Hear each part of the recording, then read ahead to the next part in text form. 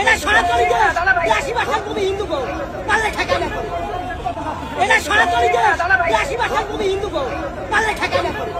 সঞ্জিত কুমার দে বাংলাদেশের দেশপ্রেমিক সনাতনী হিন্দু সম্প্রদায়ের মানুষ হিসেবে তার টাইমলাইনে পোস্ট করেছেন পলাশবাড়িতে ১৭ কোটি টাকা ব্যয়ে শিবমূর্তি নির্মাণ করা ধর্মান্তরিত তাওহিদ ইসলাম ওরফে হরিদাস কি ভারতীয় এজেন্ট হিসেবে বাংলাদেশ বিরোধী ষড়যন্ত্রে লিপ্ত আছে। হরিদাস ষষ্ঠ শ্রেণীতে পড়ার সময় অবৈধ উপায়ে ভারতে আত্মীয়র বাসায় চলে যান। রংপুর বিভাগের একটা পরিসংখ্যান দিই, ১,৫২,২৩,১৮৬ জন হচ্ছে রংপুর বিভাগে মুসলমান। তাহলে হিন্দুর সংখ্যা কত? ২২,৯০,৪৯০ জন হচ্ছে হিন্দু। এবার যদি রংপুর যে কিন্তু মূর্তি ভাঙতে জানি, বলুন ঠিক কিনা? কি এমন হয়ে গেল হরিদাস বাবু যে তার সেখানে কোটি কোটি টাকার চাঁদা আসে, এই চাঁদাটা কোথা থেকে আসে এই জাতি জানতে চায়, বলুন ঠিক কিনা?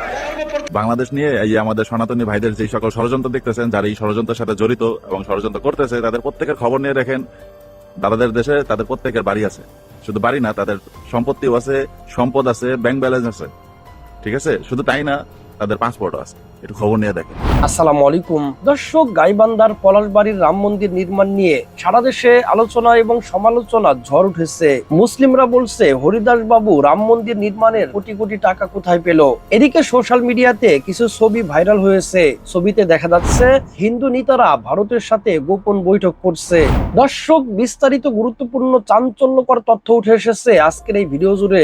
আজকের এই ভিডিওটি সম্পূর্ণ মনোযোগ সহকারে দেখলেই আপনারা সবকিছু বুঝতে পারবেন ইনশাল্লাহ। তো দর্শক, চলুন বিস্তারিত দেখে আসি। সঞ্জিত কুমার দে বাংলাদেশের দেশপ্রেমিক সনাতনী হিন্দু সম্প্রদায়ের মানুষ হিসেবে তার টাইমলাইনে পোস্ট করেছেন, তা ভয়েস আকারে ভিডিওর মাধ্যমে তুলে ধরা হলো। পোস্ট শেয়ার করে মানুষকে উগ্র হিন্দুত্ববাদের বিরুদ্ধে সচেতন করুন। পোস্টে গঠনমূলক সমালোচনা আশা করা হয়। অশ্লীল ভাষা ব্যবহার করলে নোটিশ ছাড়া ব্লক অপশন ব্যবহার করা হয়। পলাশবাড়িতে ১৭ কোটি টাকা ব্যয়ে শিবমূর্তি নির্মাণ করা ধর্মান্তরিত তাওহিদ ইসলাম ওরফে হরিদাস কি ভারতীয় এজেন্ট হিসেবে বাংলাদেশ বিরোধী ষড়যন্ত্রে লিপ্ত আছে।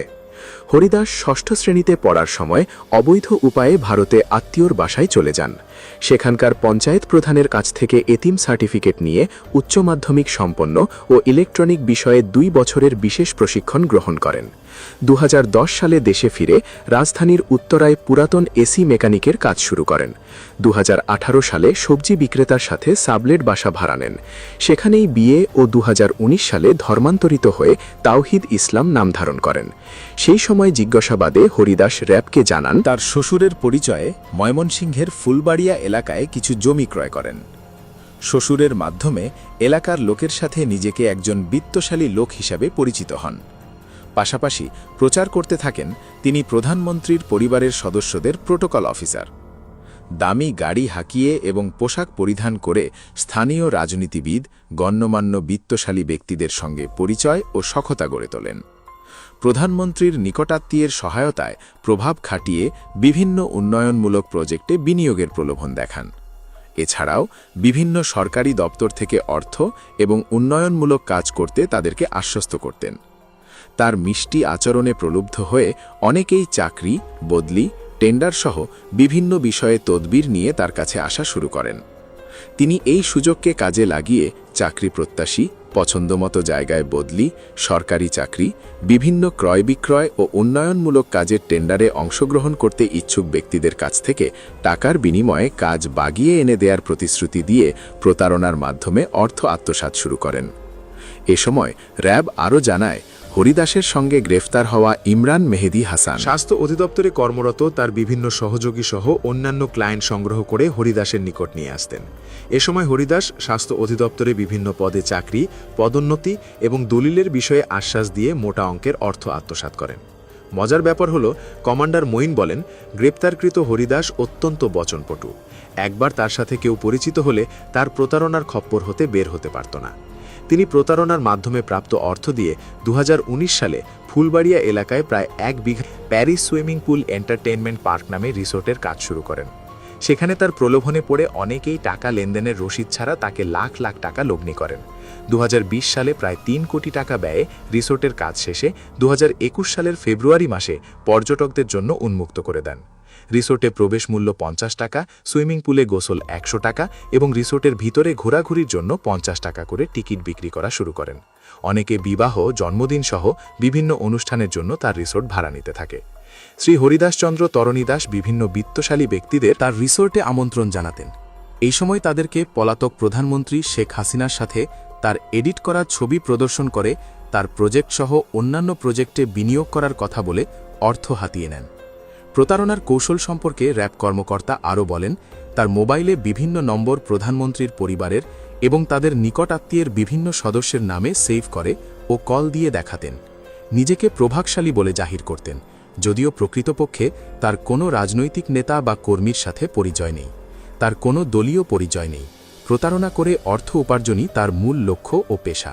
সুতরাং উল্লেখিত প্রতারক শ্রী হরিদাসচন্দ্র যেহেতু র্যাবের হাতে আটক হয়ে পরবর্তীতে জামিনে মুক্তি পেয়ে গাইবান্ধা জেলা ও পলাশবাড়ী উপজেলার সংশ্লিষ্ট প্রশাসন সহ সকল মহলকে ম্যানেজ করে পলাশবাড়ির কোমরপুরে এশিয়া মহাদেশের মধ্যে সর্বোচ্চ দাবি করে রাধা গোবিন্দের মন্দির স্থাপন করেন। তাই তার টাকার উৎস খুঁজতে তাকে গ্রেফতার করে আইনের আওতায় নিয়ে জিজ্ঞাসাবাদ করা দরকার। হরিদাস একদিকে ভারতীয় নাগরিক, অন্যদিকে ধর্মান্তরিত তাওহিদ ইসলাম। এখন তিনি আবার হিন্দু ধর্মের ত্রাণকর্তা। বাংলাদেশের সাধারণ হিন্দু সম্প্রদায়ের মানুষ হিসেবে আমাদের খোঁজা দরকার হরিদাসের 22 কোটি টাকা ব্যয়ে মন্দির নির্মাণ ও 17 কোটি টাকা ব্যয়ে নির্মাণ করা শিবমূর্তি স্থাপনের পেছনের উদ্দেশ্য কি। এছাড়া হরিদাস আরও কিছু বৃহৎ আকৃতির মূর্তি নির্মাণের কারণ কি? হরিদাস কি ভারতীয় এজেন্ট হয়ে বাংলাদেশ বিরোধী ষড়যন্ত্রে লিপ্ত আছে, নাকি হরিদাস মুসলমান সম্প্রদায়ের অধ্যুষিত এলাকায় মুসলমান সম্প্রদায়ের মানুষদের উত্তেজিত করার চেষ্টা করছে? বাংলাদেশের সাধারণ হিন্দু সম্প্রদায়ের মানুষ হিসাবে আমরা হরিদাসের এমন কর্মকাণ্ডে সরকারের দৃষ্টি আকর্ষণ করছি। আমরা চাই না ভারতীয় নাগরিক ও ধর্মান্তরিত হরিদাস বাংলাদেশের সাধারণ হিন্দু সম্প্রদায়ের মানুষের জীবন নিয়ে টানাটানি করুক। প্রতারক হরিদাস সম্পর্কে জানতে চাইলে পলাশবাড়ির হরিদাস লিখে গুগলে সার্চ দেন। তারপর বাংলাদেশের বিভিন্ন সংবাদপত্রে প্রকাশিত তার প্রতারণার খবরগুলিতে চোখ বুলিয়ে নিন। তবে দুঃখজনক বিষয় হল, বাংলাদেশের সনাতনী হিন্দু সম্প্রদায়ের মানুষ কি সত্যিই বোকা, নাকি এরা অতিরিক্ত ভারতপ্রেমী, যার কারণে হরিদাসের মতো আন্তর্জাতিক মানের একজন প্রতারক আজ হিন্দু ধর্মের গুরু ঠাকুর হলেন? প্রশ্নের উত্তর জানা থাকলে হিন্দু দাদা দিতে পারেন। রংপুর বিভাগের একটা পরিসংখ্যান দিই। 1,52,23,186 জন হচ্ছে রংপুর বিভাগে মুসলমান। তাহলে হিন্দুর সংখ্যা কত? 22,90,490 জন হচ্ছে হিন্দু। এবার যদি রংপুর জেলায় ধরি, 28,72,812 জন হচ্ছে মুসলমান, আর 2,83,955 জন হচ্ছে হিন্দু। তাহলে হিন্দু এবং মুসলমানের পার্থক্য হচ্ছে আকাশ পাতাল। সেই জায়গায় আপনার বিশেষ করে এই সটিবাড়িতে রাম মন্দির যে নির্মাণ করেছে, এটা হচ্ছে ভারতীয় অর্থায়নে সুপরিকল্পিতভাবে রংপুরের মুসলমানদের সঙ্গে এই হিন্দুদের একটা দূরত্ব তৈরি করে দেওয়ার জন্য, একটা দাঙ্গা সৃষ্টি করে দেওয়ার জন্য ভারত পরিকল্পিতভাবে এই কাজটি ঘটিয়েছে। আমরা মুসলমানদেরকে বলি, রংপুরের মুসলমানদেরকে বলি, কোনোভাবেই আপসেট হওয়ার কোনো কারণ নেই। আমরা এখানে মুসলমানের সংখ্যা অনেক অনেক গুণ বেশি। অতএব এখানে মুসলমানরা হিন্দুদের নিচে পড়ে থাকবে না, বরঞ্চ মুসলমানের নিচে পড়ে থাকবে হিন্দুরা। হিন্দু ভাইদেরকে বলবো, আপনারা উস্কানিতে পা দিবেন না। মূল যে বিষয়টা হচ্ছে, এখানে একটা সম্প্রীতির বিষয়।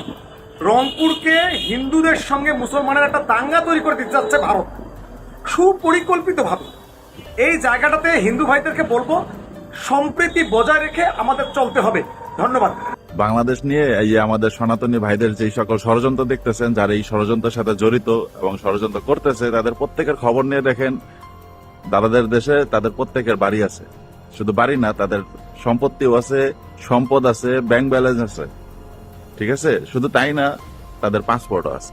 একটু খবর নিয়ে দেখেন। আমরা কিন্তু মূর্তি ভাঙতে জানি, বলুন ঠিক কিনা?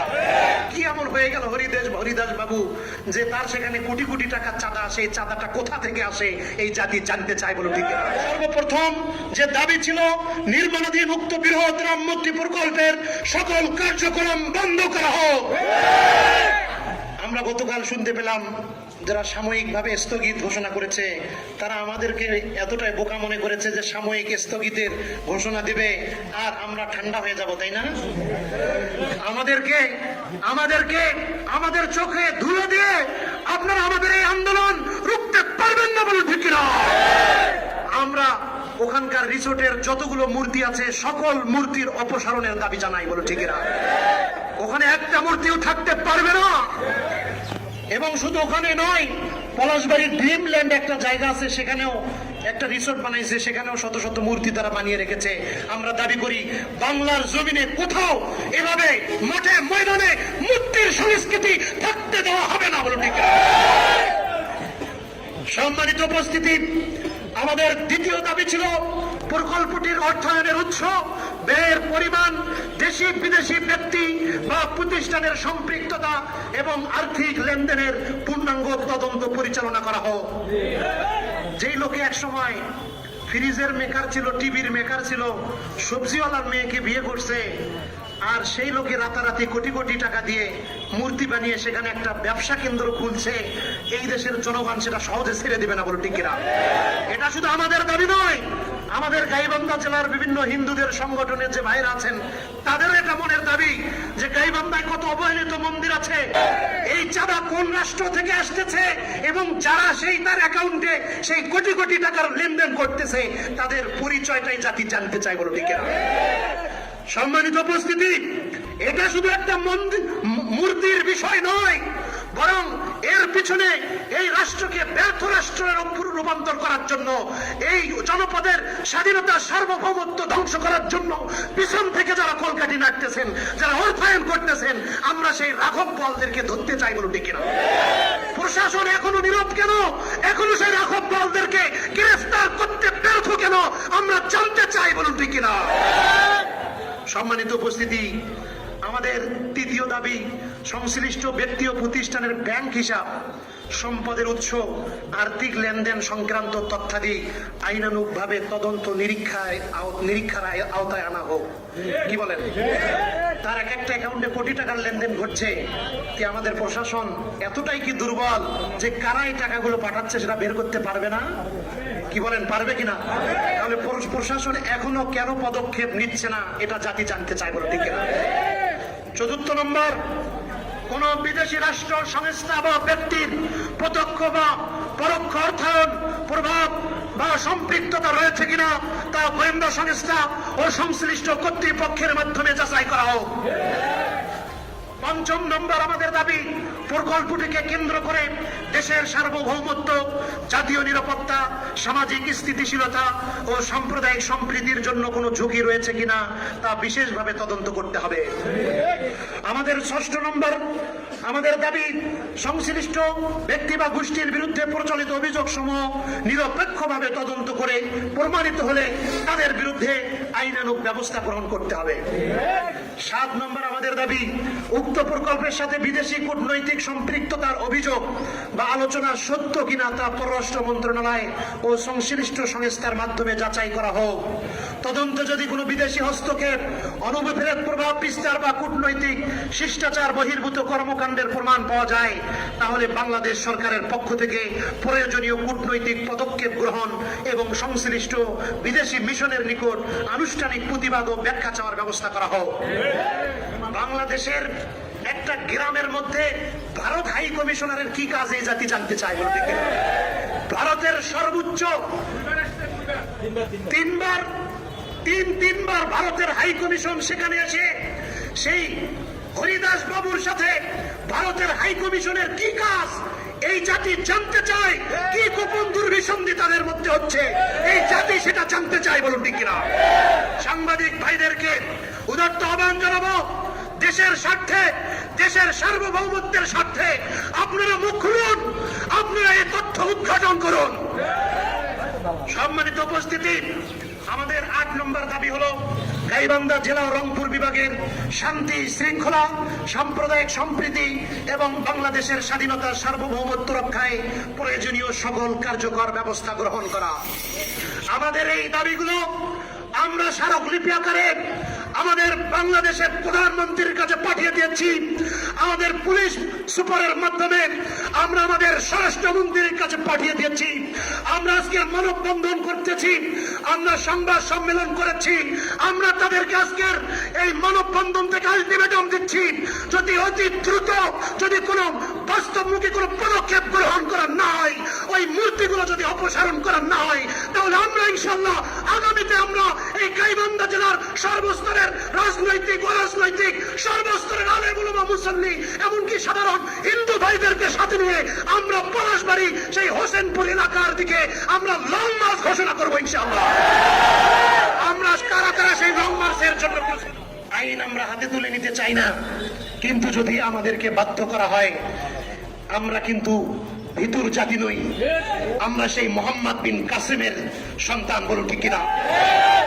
আমরা সেই মোহাম্মদ সুলতান মাহমুদ গজনবীর সন্তান। আমরা কিন্তু মূর্তি ভাঙতে জানি, বলুন ঠিক কিনা? যদি মোহাম্মদ বিন কাসিম এই উপমহাদেশে, তিনি কিন্তু এমনিতে আসেন নাই। যখন এই উপমহাদেশে যখন জালেমরা যখন মুসলমানদেরকে যখন নির্যাতন করেছিল, যখন জালেমরা সাধারণ হিন্দুদের উপরে নির্যাতন করেছিল, তখন এই দেশের সাধারণ মানুষের দাবিতে তাদের আহ্বানে মোহাম্মদ বিন কাসিম কিন্তু এই দেশে আগমন করেছিল, বলুন ঠিক কিনা? ঠিক সেভাবে এই দেশের সাধারণ হিন্দুরাও যেটা জানে না, এই দেশের সাধারণ মানুষ জানে না, এই দেশের প্রশাসন জানে না কোন ধরনের কত বড় মাপের ষড়যন্ত্র সেখানে হচ্ছে। আমরা এই ষড়যন্ত্রের মূল উৎপাদন করার লক্ষ্যে, স্বাধীনতার সার্বভৌমত্বের হেফাজতের লক্ষ্যে আমরা যেভাবে 47কে দেখিয়েছি, আমরা যেভাবে ব্রিটিশদের বিরুদ্ধে আন্দোলন করেছি, 71 প্রতিষ্ঠা করেছি এবং 24 জুলাই আমরা যেভাবে আন্দোলন করে তুলেছিলাম, স্বাধীনতার সার্বভৌমত্বের প্রশ্নে এই জাতি কোনো ছাড় দিবে না, বলুন ঠিক কিনা? সুতরাং আগামীতে আমরা ইনশাল্লাহ আমরা প্রশাসনকে আমরা সুযোগ দিচ্ছি দ্রুত তাদের তদন্তপূর্বক ব্যবস্থা গ্রহণের জন্য। যদি যথাসময়ে তারা তদন্ত করে তারা যদি ব্যবস্থা গ্রহণ করে, তাহলে আমরা প্রশাসনের পাশে আছি, বলুন ঠিক কিনা? প্রশাসনকে সর্বাত্মক সহযোগিতা করব এবং এর যদি ব্যত্যয় ঘটে তাহলে কিন্তু আমরা আরেকটা 24 ঘটায় ছাড়বো এখানে, বলুন ঠিক কিনা?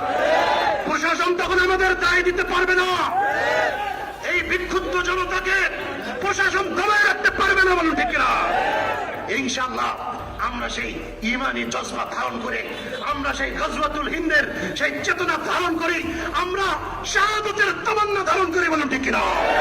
আমাদের জীবনের শেষ বিন্দু দিয়ে হলেও মুক্তি সংস্কৃতি এই বাংলাতে দাফন করে দেবো ইনশাআল্লাহ। নারায়ে তাকবীর। সম্মানিত দর্শক শ্রোতা, আশা করি সম্পূর্ণ ভিডিওটি দেখেছেন এবং সবকিছু বুঝতে পেরেছেন। দর্শক, আমাদের বাংলাদেশে এমন জায়গা আছে, এক পাশে মন্দির, এক পাশে মসজিদ। মসজিদে নামাজ চলতেছে, মন্দিরে পূজা হচ্ছে, কেউ কাউকে বাধা দিচ্ছে না। কিন্তু গাইবান্ধার এই রাম মন্দির নির্মাণে কেন মুসলিমরা বাধা দিচ্ছে?